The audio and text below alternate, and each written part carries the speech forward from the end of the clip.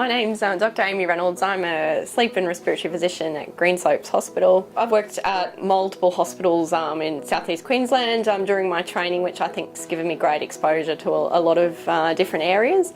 My particular interest areas are the airways diseases. I see the older population, but also see some of the younger patients coming through. One of my interest areas in sleep medicine is sleep apnea in pregnancy. Certainly it's an area that we think is probably underdiagnosed. Many pregnant women complain of difficult sleep, and that can be because they get more reflux, they can get restless legs, it can be very difficult to get comfortable during pregnancy. It is important for GPs, obstetricians and those looking after pregnant women to be aware that it is a problem, particularly patients with gestational diabetes, hypertension, at risk of preeclampsia, probably should be getting referred for a sleep study and screening. I see patients with a whole range of sleep problems, and REM behaviour disorder is one of these conditions. Most of our muscles are paralysed during REM sleep, and presumably this is a protective mechanism so that we're not thrashing about and trying to act out our dreams. What happens in REM behaviour disorder,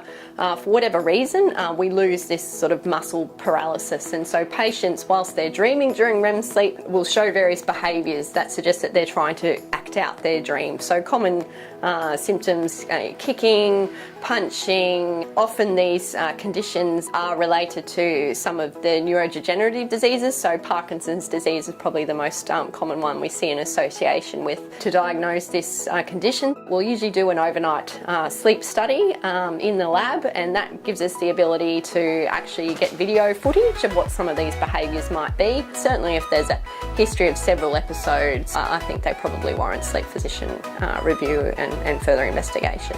It's always satisfying as a doctor when a patient comes to you with a problem and you can appropriately diagnose, treat them, and then at the other end the patient's feeling a lot better.